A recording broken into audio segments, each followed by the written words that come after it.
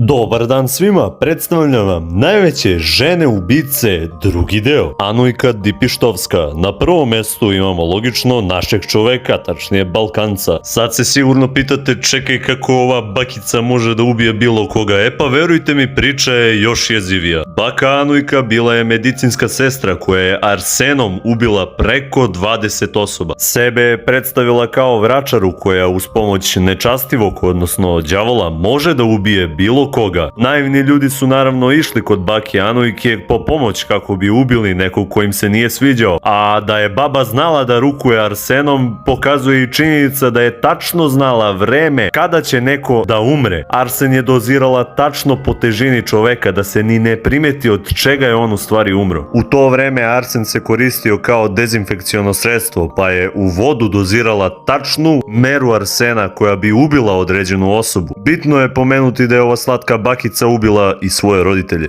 Sad, posle dugog niza godina, ova luda baba je uhvaćena i osuđena na 15 godina robije. Međutim, baba nekako uspeva da pobegne iz zatvora i otišla je u svoje rodno selo, gde je doživjela svoju 101. godinu i tad se i upokojila, a meštani su i nakon njene smrti zazirali od njene kuće. Mogu reći, opasno zajebana baba. Da ja pravim horror film, ona bi bila glavni ubica. Mesto broj 2, Leonarda Čančuri. Evo ga konačno jedan stranac, ali i vidi se zato što je mnogo bolesno. Slušajte sad ovo. Na izgled slatka bakica, ali ni ona nije nevina. Zašto? Ne u tom smislu, ljudi. Ubila je ukupno 3 osobe. Od svojih žrtava pekla je kolače i razne specijalitete koje je kasnije delila komšijama, deci, čak i njenom sinu. Ali zašto je ovo radila? Ima li neki povod za ovo?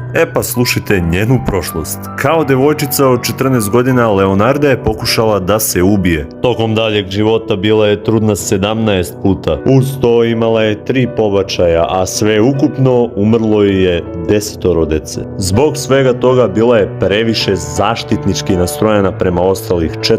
Kada je čula da njen najstariji sin želi da ode u vojsku, rešila je da ga spreči u tome, a njen zaključak je bio da neko mora da podnese žrtvu. Za ovu priču bitno je napomenuti da je ova žena bila ekstremno sujeverna i da se konsultovala sa raznim vračarama koji su joj stalno pričale o tamnoj i mračnoj sudbini njene dece. Leonarda je ubijala svoje žrtve tako što su one dolazile kod nje po savjet jer se predstavljala kao vračara. Njena prva žrtva tražila je muškarca za sebe, pa je Leonarda rekla da se njen savršeni muškarac nalazi u Puli i da ode tamo. Međutim, da kada ode tamo ne sme nikom reći gde je. Kada je Faustina Seti došla kod nje, ona joj je ponudila